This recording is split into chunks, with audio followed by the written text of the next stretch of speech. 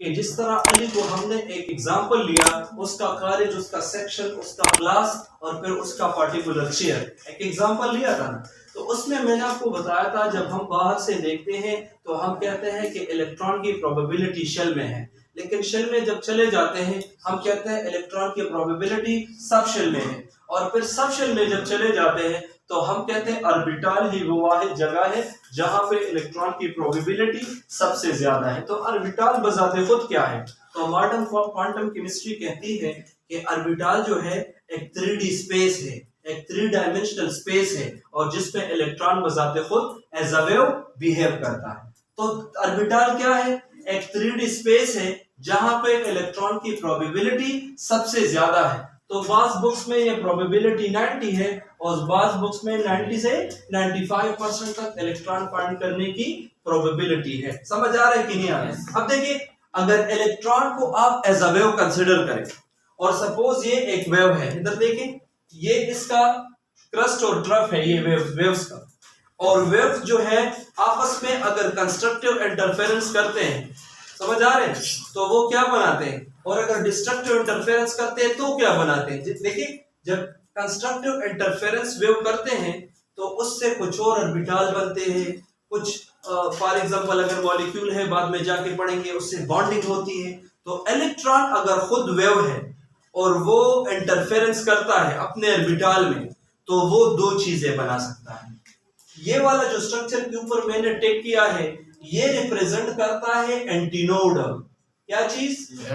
Antinode कहते हैं उस वेव में उस जगह को जहां इलेक्ट्रॉन फाइंड करने की प्रोबेबिलिटी सबसे ज्यादा होगी, और ये नोड वो जगह है जहां पे इलेक्ट्रॉन को फाइंड करने की प्रोबेबिलिटी जीरो होगी। इधर देखिए, शाबाश, ये भी थ्योरेटिकल करवा रहा हूं, प्रैक्टिकल करवाऊंगा तो समझ आ जाएगा। तो इलेक्ट्रॉन प्रोबेबिलिटी को हम साई से रिप्रेजेंट करते हैं। ये ग्रीक वो है, सिंबल है, आपके लिए जरूरी नहीं है लेकिन जनरली आपकी एक्सप्लेनेशन के लिए। तो नोड वो पॉइंट है जहां पे इलेक्ट्रॉन प्रोबेबिलिटी जीरो हो। अब इस नोड की भी फिर दो किस्में हैं, अभी बताऊंगा, लेकिन उससे पहले ताकि आपका इंटरेस्ट बढ़ सके, अब याद है कि शाबाश, ये पी ऑर्बिटल कंसीडर करें। इधर देखें जरा, यहां देखें, बिराटिंग ना करें। ये सपोज एक्स एक्स है और यहाँ पे इलेक्ट्रॉन एज अ वेव कभी इधर मौजूद होता है, कभी इधर, कभी इधर, कभी इधर, कभी यहाँ पे, कभी यहाँ पे। तो हम ओवरऑल इसकी प्रोबेबिलिटी ऐसे निकालते हैं कि इलेक्ट्रॉन इस पॉइंट से लेकर ये जो अभी मैंने कलर करवाया है इस स्पेस के अंदर पॉसिबल है। समझ आ रहा है ना? या ये जो इलेक्ट्रॉन है ये यहां से लेकर यहां तक पॉसिबल है, मगर इसके दरमियान इलेक्ट्रॉन की प्रोबेबिलिटी पॉसिबल नहीं है। तो लिहाजा ये वो पॉइंट है जिसको नोड कहते हैं, जहां पे इलेक्ट्रॉन फाइंड करने की प्रोबेबिलिटी जीरो है।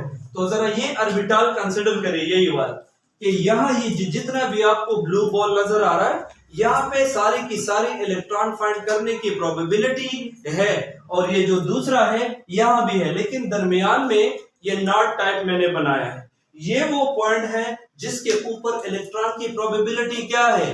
जीरो है। तो ऐसा पॉइंट किसी भी ऑर्बिटल में जहां पे इलेक्ट्रॉन को फाइंड करना जीरो के इक्वल हो, उस पॉइंट को नोड कहते हैं। अगर ये डी ऑर्बिटल है तो यहाँ पे भी इलेक्ट्रॉनिक डेंसिटी है, इधर भी पॉसिबल है, यहाँ भी पॉसिबल है, मगर इसका जो ये वाला पॉइंट है यहाँ पे इलेक्ट्रॉन की प्रोबेबिलिटी क्या होगी?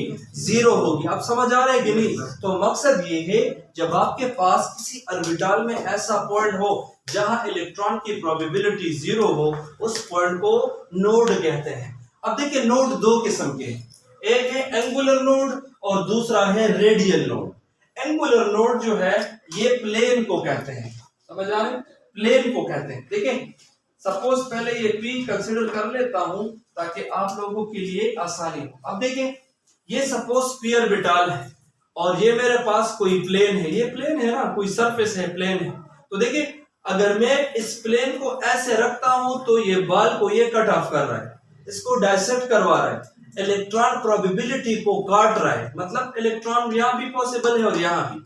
तो एंगुलर नोड वो प्लेन है जब आप किसी भी ऑर्बिटल को उस प्लेन से काटे जहां पे इलेक्ट्रॉन की प्रोबेबिलिटी जीरो हो, ऐसे नोड को कहते हैं एंगुलर नोड। तो यहाँ पे तो ये नहीं पॉसिबल, क्योंकि यहाँ से प्रोबेबिलिटी भी कट जाती है।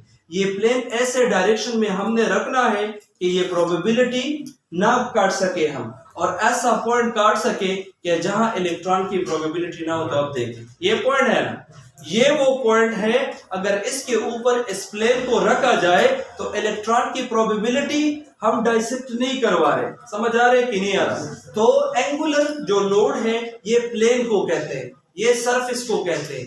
ये वो प्लेन है जो दो ऑर्बिटल के दरमियान जीरो प्रोबेबिलिटी के पॉइंट को काटता है। समझ आ रहे कि नहीं? अब इसको ऐसे नहीं काटा जा सकता, मगर इसको ऐसे काटा जा सकता है। अब देखिए, अगर आपके पास एस ऑर्बिटल है तो एस ऑर्बिटल ओवरऑल स्फेरिकल है। अब आपके पास ऐसा कोई भी पॉइंट नहीं है कि इसके ऊपर आप ये प्लेन रख दें और इस ऑर्बिटल को ऐसे पॉइंट पे काट दे जहां पे इलेक्ट्रॉन की प्रोबेबिलिटी जीरो हो। तो चूंकि ये तो फुटबॉल की तरह है ना, हम इसको ऐसे रख सकते हैं क्योंकि इलेक्ट्रॉनिक डेंसिटी ये कट जाएगी। ना ऐसे रख सकते हैं, ना ऐसे और ना ऐसे। तो ऐसा पॉइंट जो क्या करता है, ऑर्बिटल के उस पॉइंट को काटता है जिसमें इलेक्ट्रॉन फाइंड करने की प्रोबेबिलिटी जीरो हो, उसको हम कहते हैं एंगुलर नोड। तो अब हम एक एक ऑर्बिटल का एंगुलर नोड निकालेंगे कि कौन कौन से ऐसे एटॉमिक ऑर्बिटल है जिसमें ये एंगुलर नोड पॉसिबल है। तो आप लोगों के लिए तो शॉर्टकट ट्रिक क्या है, एल। इसका फार्मूला है एल। तो हर शेल के लिए एल की वैल्यू जो है वो उसके अंदर क्या है, एंगुलर नोड्स है। समझ आ रहे? अब देखिए, पहले एस ऑर्बिटल कंसीडर करते हैं। तो क्या ऐसा कोई प्लेन पॉसिबल है कि ये एस ऑर्बिटल को ऐसे पॉइंट पे काटे जहां पे इलेक्ट्रॉन की प्रोबेबिलिटी जीरो हो? तो ऐसा कोई भी पॉइंट नहीं है, क्योंकि ये सारा इस ऑर्बिटल जो है इलेक्ट्रॉनिक डेंसिटी से भरा हुआ है। तो लिहाजा कोई पॉइंट भी पॉसिबल नहीं है। अब देखिए, और ये हमें कहां से पता चलता है, एस के लिए एल की वैल्यू जीरो है, लिहाजा इसमें कोई भी एंगुलर नोड पॉसिबल नहीं है। समझ आ रहा है कि नहीं आ रहा? अब P की बारी है, तो P के लिए L की वैल्यू क्या होती है, 1 होती है। तो लिहाजा अगर P के लिए L की वैल्यू 1 है, इसका मतलब है कि P ऑर्बिटल में एक ही ऐसा पॉइंट है, ऐसा प्लेन है जिसके ऊपर अगर आप ये प्लेन रख दे तो वो उस पॉइंट को काट सकता है जहां इलेक्ट्रॉन की प्रोबेबिलिटी जीरो हो। तो ये है ना वो पॉइंट। देखिए, अगर प्लेन हम ऐसे रख दे तो इस पॉइंट को ये काट रहा है, तो ये वो पॉइंट है जिसके ऊपर इलेक्ट्रॉनिक प्रोबेबिलिटी क्या है, जीरो है ना। तो देखिए एक, और अगर पी वाई है तो देखिए ये वाला, अगर पी जेड है तो ये वाला। समझ आ रहे हैं कि नहीं आ रहा? तो ये वो प्लेन है, अगर इसको हम ऐसे रखेंगे तो ये उस पॉइंट को काटेगा जहां इलेक्ट्रॉन फाइंड करने की प्रोबेबिलिटी जीरो है, यहां भी और यहां भी। अब डी की तरफ आते हैं। डी के लिए एल की वैल्यू क्या है, 2। तो लिहाजा इसका मतलब ये है कि डी में दो प्लेन्स पॉसिबल है जिसके ऊपर हम इन ऑर्बिटल्स को काट सकते हैं और ऐसे पॉइंट से काट सकते हैं जहां इलेक्ट्रॉन फाइंड करने की प्रोबेबिलिटी जीरो हो। अब देखिए, मैंने आपको बताया कि ये जो है इलेक्ट्रॉनिक डेंसिटी है, मगर दरमियान में तो इलेक्ट्रॉनिक डेंसिटी नहीं है ना। तो देखिए दो तरीके हैं, अगर इस प्लेन से हम इसको काटते हैं तो एक प्लेन ये पॉसिबल है और दूसरा कौन सा, दूसरा ये वाला पॉसिबल है। तो डी ऑर्बिटल में ऐसे दो प्लेन्स पॉसिबल है जिसके जरिए हम क्या कर सकते हैं, डी ऑर्बिटल की वो वाली पॉइंट हम काट सकते हैं जहां पे इलेक्ट्रॉन की प्रोबेबिलिटी जीरो। अब देखिए ये डी ऑर्बिटल, समझ आ रहे? तो डी ऑर्बिटल में दो प्लेन्स है, अगर इसको हम थोड़ा ऐसे रिप्रेजेंट करें, एक प्लेन ये है जो इस पॉइंट को काट रहा है, समझ आ रहा है, एक ये इस साइड से और एक इस साइड से। समझ आ रहा है कि नहीं आ रहा? तो डी ऑर्बिटल में जो एंगुलर नोड्स है उनकी तादाद 2 है।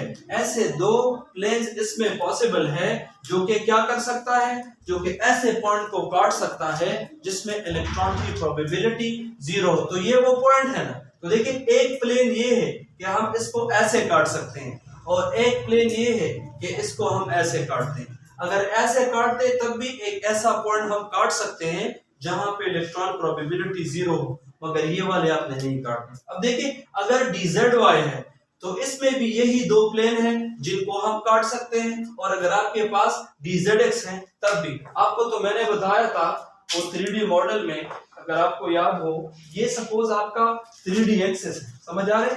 अगर यही ऑर्बिटल Y और एक्सिस के बीच में है तो तो इसको हम कौन सा ऑर्बिटल कंसीडर करते हैं? dxy, समझ आ रहे?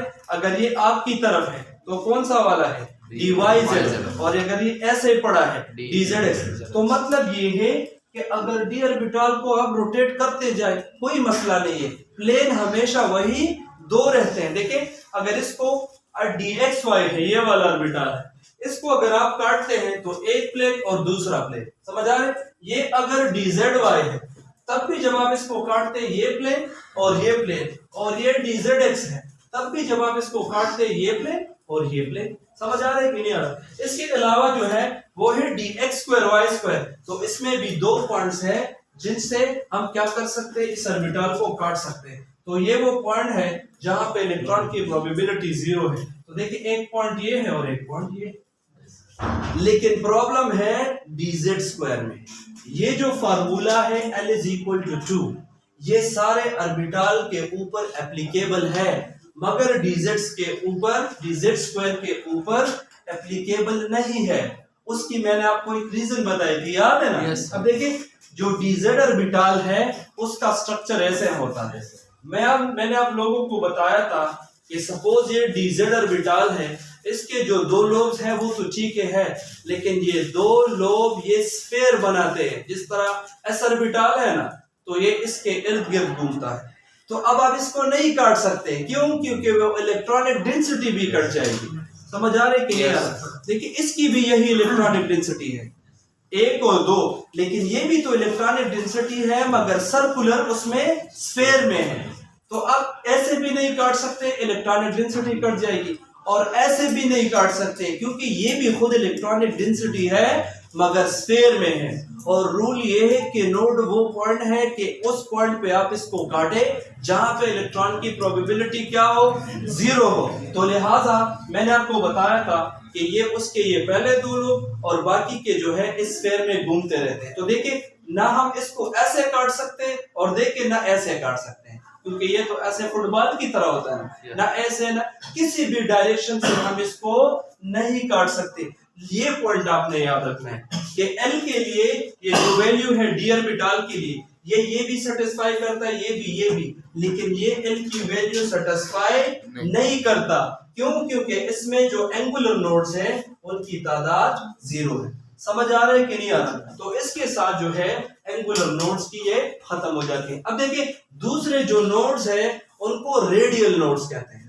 अब इस नोड्स का बेसिकली मकसद क्या है? देखिए इसका मकसद ये है कि अगर मैं इसी एकेडमी में आऊं तो ये शेल है और मैं इनसे पूछूं कि फर्स्ट शेल की क्लास कहाँ बैठती है, समझ आ रहे?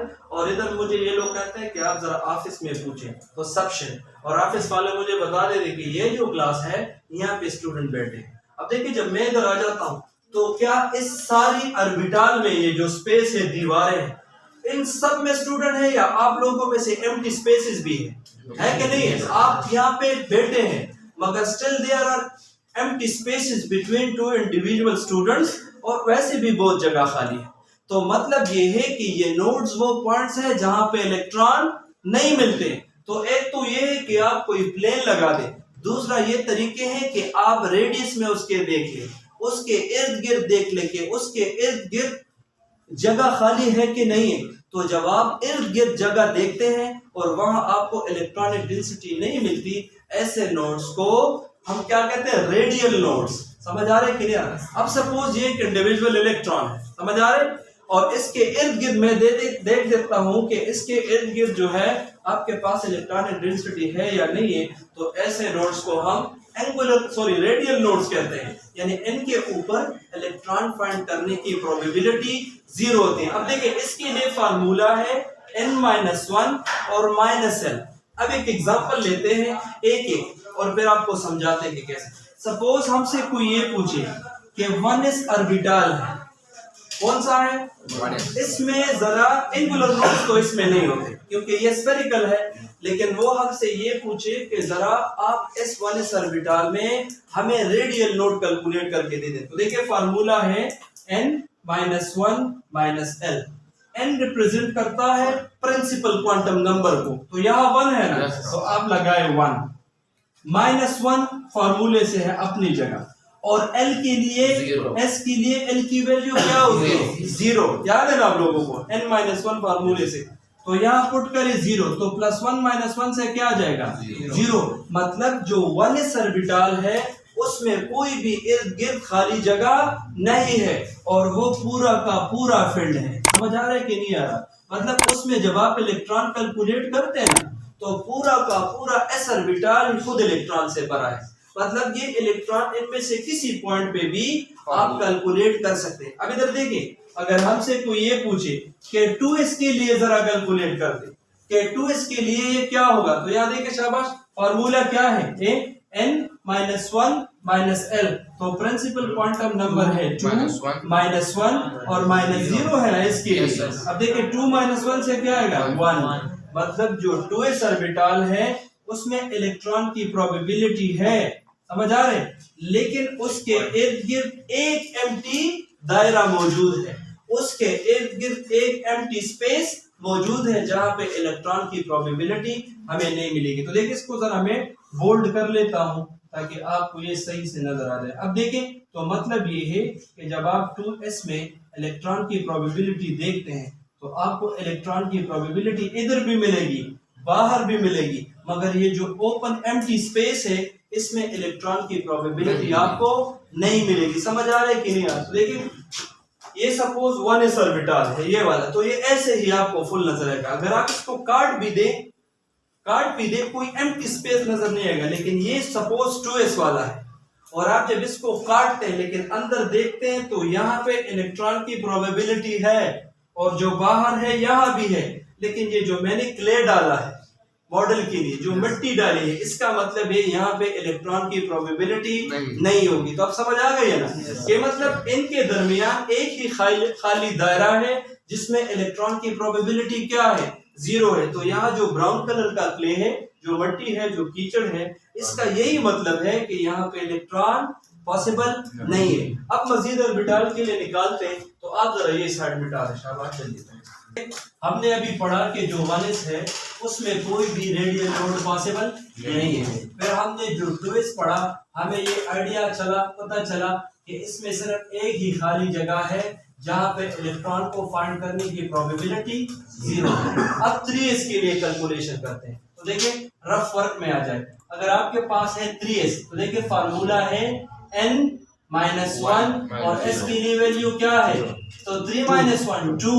मतलब जो 3s ऑर्बिटल है उसमें दो जगह खाली हो सकती हैं। देखिए एक प्रोबेबिलिटी यहाँ पे है इलेक्ट्रॉन की, एक खाली जगह, और फिर जो ब्लू कलर है ये इलेक्ट्रॉन के फाइंड करने की प्रोबेबिलिटी है और इसके ऊपर भी एक दायरा है, वहां भी इलेक्ट्रॉन की प्रोबेबिलिटी है। तो दो ऐसे जगह हमें मिलेंगे जहां पे इलेक्ट्रॉन को फाइंड करने की प्रोबेबिलिटी 0 है, एक ये और एक ये। समझ आ रहा है कि नहीं? अब अगर आप 4s कैलकुलेट करते हैं तो आप जरा फिर घर में जाके कैलकुलेट करेंगे, उधर आपको एक और भी खाली जगह मिलेगी। समझ आ रहा है कि नहीं? तो इस पे कभी कभार ऐसे MCQ भी आता है कि जब आप शेल का साइज बढ़ाते हैं, जब आप प्रिंसिपल क्वांटम नंबर बढ़ाते हैं तो आपका ऑर्बिटल का साइज क्या होगा बड़ा होगा। तो 1s छोटा होगा, 2s उससे बड़ा होगा और 3s उससे बड़ा होगा। इसी तरह 2p जो 3p है उससे बड़ा होगा और 4p उसकी ये रीजन। समझ आ रही है कि नहीं? अब देखिए अगर हम पी ऑर्बिटल के लिए करते हैं, जबरदस्त करते हैं शाबाश। जब आप पी ऑर्बिटल के लिए करते हैं, ये वाला MCQ लास्ट में करवाता हूं। अब जब आप पी ऑर्बिटल के लिए करते हैं तो उसके लिए भी सेम रूल्स हैं। तो देखिए जब आप पी ऑर्बिटल के लिए कैलकुलेशन करते हैं और पहले आप करते हैं 2p के लिए, कौन सी के लिए? क्योंकि पी ऑर्बिटल सेकंड शेल से स्टार्ट होगा। तो देखिए फार्मूला क्या है, फार्मूला है n-1 और -n। देखिए प्रिंसिपल क्वांटम नंबर 2 -1 अपनी जगह और p के लिए l की वैल्यू क्या है 1 है। याद है ना आप लोगों को? s के लिए 0, p के लिए 1, d के लिए 2। अब देखिए तो -1 तो ये +2 और ये -2, जवाब क्या आएगा 0। मतलब जो 2p ऑर्बिटल है उसमें कोई भी रेडियल लोड नहीं है। अब समझ आ रहा है कि नहीं? अब अगर आपके पास 3p है तो फार्मूले के मुताबिक 3 - 1 से जवाब आएगा 1। मतलब ये है कि जो p ऑर्बिटल है 3p वाला, ये फिल्ड है, मगर इसके अंदर एक ही ऐसा खाली दायरा है जिसमें इलेक्ट्रॉन की प्रोबेबिलिटी 0 है। तो देखिए एक ही एम्प्टी स्पेस है जहां पे इलेक्ट्रॉन को फाइंड करने की प्रोबेबिलिटी 0 है। अगर आपके पास 4p है तो उससे जवाब 2 आएगा। उससे मुराद ये होगा कि ये p ऑर्बिटल है, इसके इर्द गिर्द दो खाली ऐसी स्पेसेस हैं जहां पे इलेक्ट्रॉन को फाइंड करने की प्रोबेबिलिटी 0 है। समझ आ रहा है कि नहीं? अब अगर d ऑर्बिटल है तो चूंकि फार्मूला सबके लिए सेम है तो लिहाजा कंफ्यूज होने की कोई जरूरत नहीं है। अब इधर देखिए, अगर आपके पास d ऑर्बिटल है तो d ऑर्बिटल में भी अगर हम देखें d के लिए तो चूंकि d 3 से स्टार्ट होगा। अब इधर देखिए फार्मूला है n-1 और -n। तो देखिए n की वैल्यू 3 है और -1 और d के लिए l की वैल्यू क्या है? 2 है ना। समझ आ रहा है कि नहीं? सो 3 - 3 0, मतलब जो 3d ऑर्बिटल है सपोज ये वाला, उसमें कोई भी इलेक्ट्रॉनिक की ऐसी स्पेस हमें नहीं मिलती जहां पे इलेक्ट्रॉन की प्रोबेबिलिटी क्या हो?